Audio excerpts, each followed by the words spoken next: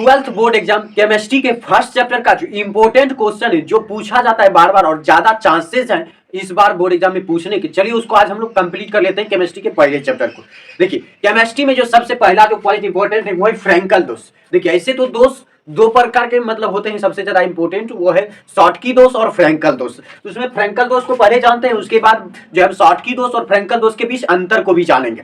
तो देखिए फ्रैंकल दोष क्या होता है, इस दोष में आयन जो है अपना असली जगह छोड़ के अंतरकाशी स्थान में चला जाता है। अंतरकाशी क्या होता है कि खाली जगह, कि कोई भी जो पदार्थ जो है छोटे छोटे कणों से मिलकर बना होता है और छोटे छोटे कणों के बीच जो है जगह बच जाती है, ये जगह है तो ये आयन उठ के यहाँ चला आया, ये आयन जो अपना असली जगह छोड़ के अंतरकाशी स्थान यानी खाली जगह में चला जाता है, तो ऐसे दोष को कहा जाता है फ्रैंकल दोष। तो फ्रैंकल दोष में आयन जो है अपना असली जगह छोड़ करके जो है खाली जगह में चले जाते हैं, जिसके कारण यह दोष उत्पन्न हो जाता है, इसे कहते हैं फ्रैंकल दोष। और फ्रैंकल दोष में क्या होता है कि पदार्थ के अंदर ही जो है, पदार्थ के अंदर ही जो कण घूमते रहता है, यानी यहाँ से यहाँ जाएगा, फिर यहाँ से खाली जगह जहां पे दिखेगा वहां जाएगा, यानी ये जो भी घटना होती है फ्रैंकल दोष की पूरी कहानी जो है पदार्थ के अंदर ही होती है, कोई भी पदार्थ का कण जो इसे बाहर नहीं निकलता है, इसके कारण जो है पदार्थ की जो घनत्व है वो बना रहता है, यानी फ्रैंकल दोष में जो है पदार्थ का घनत्व बदलता नहीं है। उसके बाद है क्या, इसमें एग्जांपल याद रखिएगा, जिंक सल्फाइड ZnS, जो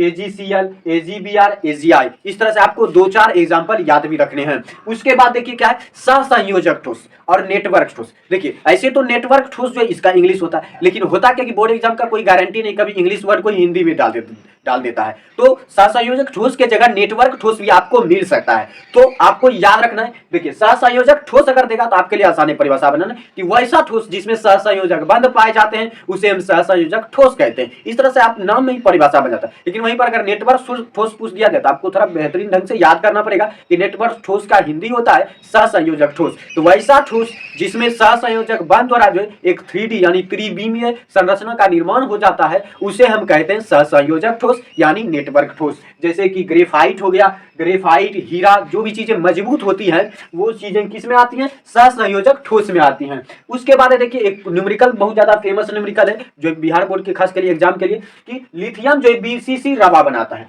BCC ऐसे देखिए संरचना बहुत सारी होती है, BCC, FCC, HCP, तो यहाँ पर BCC की बात हो रही है कि लिथियम BCC रवा बनाता है। अगर लिथियम के इकाई सेल में एक तरफ की लंबाई 351 pm हो जाए तब उसके त्रिज्या की गणना कीजिए। याद रखिएगा BCC जो स्ट्रक्चर में जो एक एकक सेल के BCC स्ट्रक्चर में जो त्रिज्या का सूत्र होता है R बराबर √3/4a, √3/4a ये होता है त्रिज्या का सूत्र, किसमें, तो BCC सेल में। तो इसीलिए जो √3 का मान हमने 1.75 रख दिया और जो है a का मान दिया हुआ था a यानी लंबाई पहले से बता दी गई है 351 pm, अब बटे 4 करेंगे तो हमारा जो आंसर आएगा 151.97 pm आएगा। तो आपको बस एक सूत्र याद रखने की जरूरत है कि BCC में जो है त्रिज्या बराबर √3/4 गुना लंबाई होता है। इस तरह से ये सूत्र आपको याद रखने, आसानी से न्यूमेरिकल बन जाएगा। उसके बाद देखिए कि अगला सवाल कि कांच को अति शीतलित द्रव क्यों कहा जाता है। कांच को अति शीतलित द्रव क्यों कहा जाता है, तो कांच को अति शीतलित द्रव इसलिए कहा जाता है क्योंकि कांच ठोस है, लेकिन ठोस होने के बावजूद है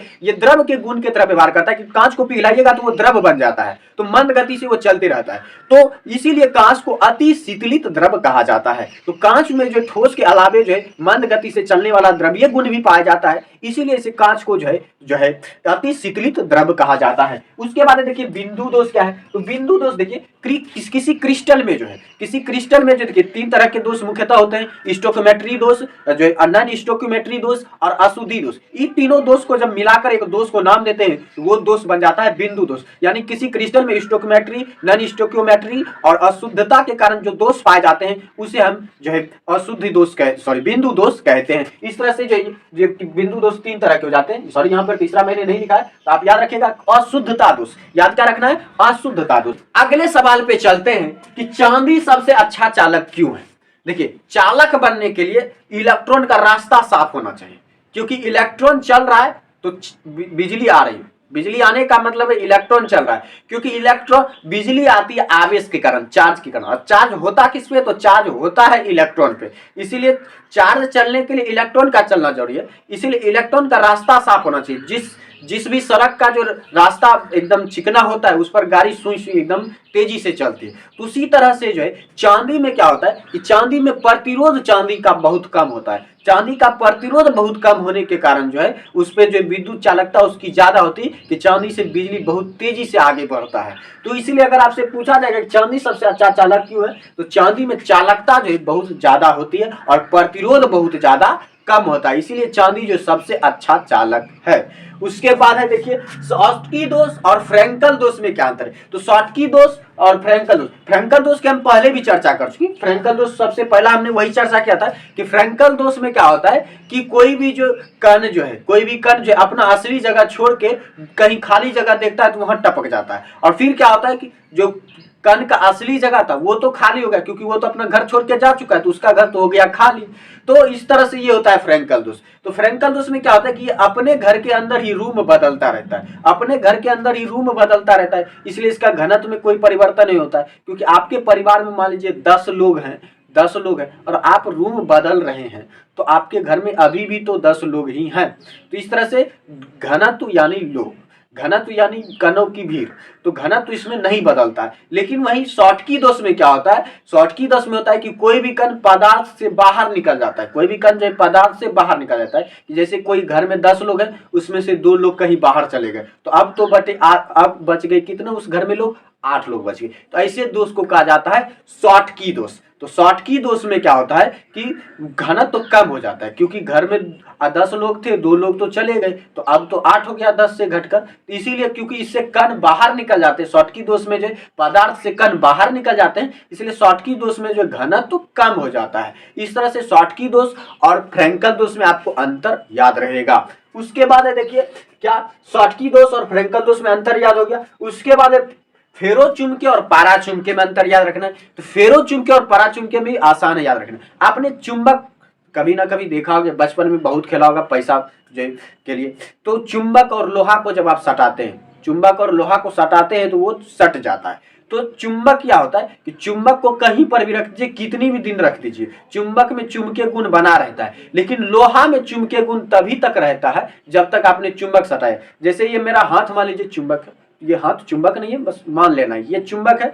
अब क्या होगा कि ये कांटी है, तो ये लोहा है, तो लोहा को हमने चुंबक में सटा, ये इसे चिपक गया। अब ये चिपक गया, इससे अब दूसरा लोहा मान लीजिए ये तीसरा कांटी है, तीसरा लोहा को जब यहाँ सटाएंगे तो ये भी चिपक जाएगा।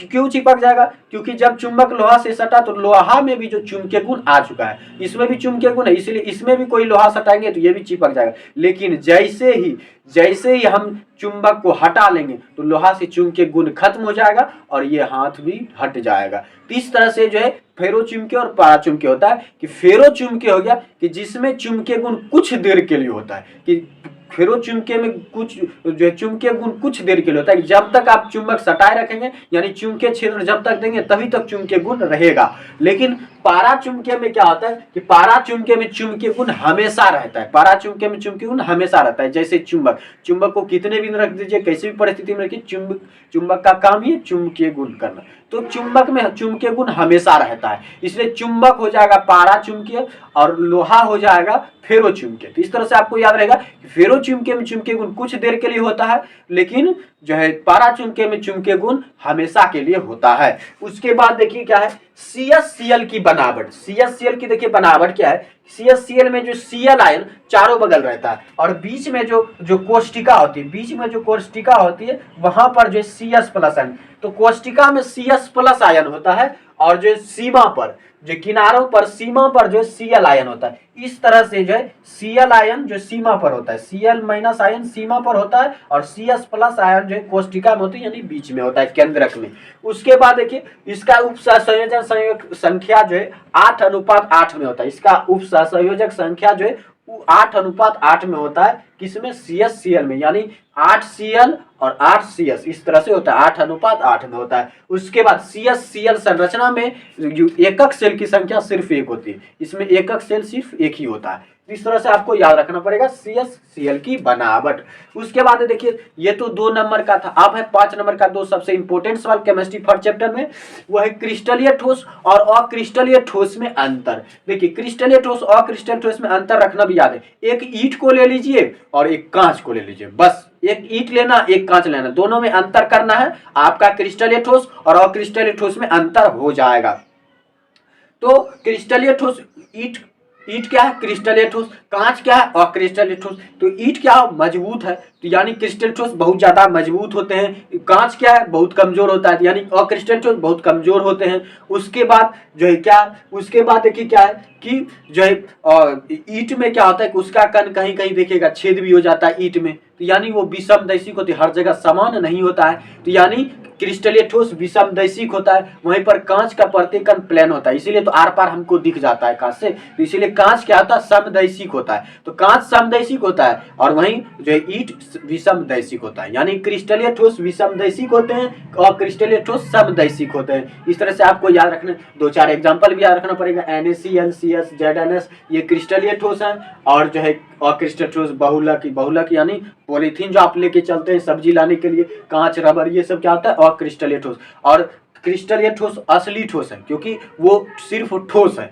जैसे ईंट को आप पानी में नहीं बदल सकते, द्रव में नहीं बदल सकते, तो ईंट असली ठोस है। द्रव कांच क्या है नकली ठोस है, क्योंकि कांच को जब आप गलाएंगे तो वो जो द्रव में बदल जाता है, तो वो नकली ठोस है, कुछ देर के लिए ठोस है। तो लेकिन जो है ईंट जो हमेशा के लिए ठोस है, इसीलिए जो क्रिस्टलीय ठोस असली ठोस है और जो है अक्रिस्टलीय ठोस नकली ठोस है। उसके बाद क्या होता है ईंट का एक बनावट होता है, लेकिन कांच का कोई बनावट जल्दी नहीं होता है क्योंकि वो रंग बदलते रहता है, वो कभी द्रव है तो कभी ठोस है, इस तरह से। इसीलिए जो है कि क्रिस्टलीय ठोस का जो व्यवस्था होता है कणों का वो दीर्घ परासी होता है, यानी लंबा लंबा होता है, वहीं पर जो अक्रिस्टलीय ठोस का जो है लघु परासी होता है कणों का छोटा छोटा होता है। इस तरह से आपको याद रखने पड़ेंगे। उसके बाद एन टाइप और पी टाइप अर्धचालक में आपको अंतर याद रखना है कि देखिए अर्धचालक वैसे सिलिकॉन है, अर्धचालक क्या है सिलिकॉन, अर्धचालक मतलब अर्ध मतलब आधा, चालक मतलब चलना, यानी आधा आधा करके चलता है कि यानी इसके रास्ते में इलेक्ट्रॉन के रास्ते में रुकावट बहुत ज्यादा होता है, इसलिए जो इससे बिजली आर पार तुरंत नहीं हो पाता है। तो अर्धचालक में क्या किया जाता है कुछ अशुद्धि मिला जाता है,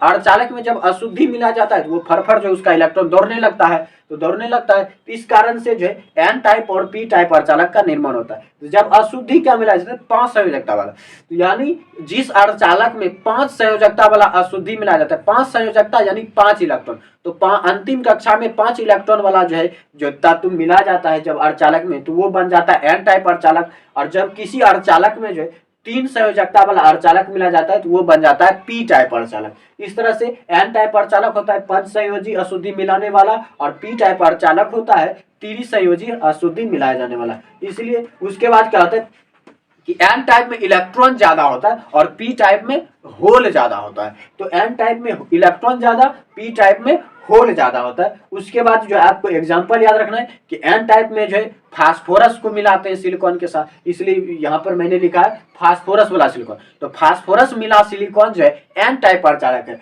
वहीं गैलियम मिला जो सिलिकॉन है वो हो जाता है पी टाइप अर्धचालक। तो सिलिकॉन बहुत जो है रियल चीज है, सॉरी इंपॉर्टेंट चीज है। तो सिलिकॉन क्यों, क्योंकि आप मोबाइल चलाते हैं, कंप्यूटर चलाते हैं, जो भी इलेक्ट्रॉनिक डिवाइस है उसमें सिलिकॉन का बहुत ज्यादा महत्व है, क्योंकि सिलिकॉन के कारण ही जो हम जो है आसानी से आज इलेक्ट्रॉनिक डिवाइस आविष्कार कर पा रहे हैं, उसका यूज कर पा रहे हैं, तो इसमें सिलिकॉन का बहुत ज्यादा महत्व है। तो इसलिए सिलिकॉन जो है ये इंपॉर्टेंट सबसे फैक्टर है फिजिक्स के लिए, और सबसे ज्यादा महत्वपूर्ण चीज भी है केमिस्ट्री के लिए, और आपको ये याद भी रखना है बोर्ड एग्जाम के लिए।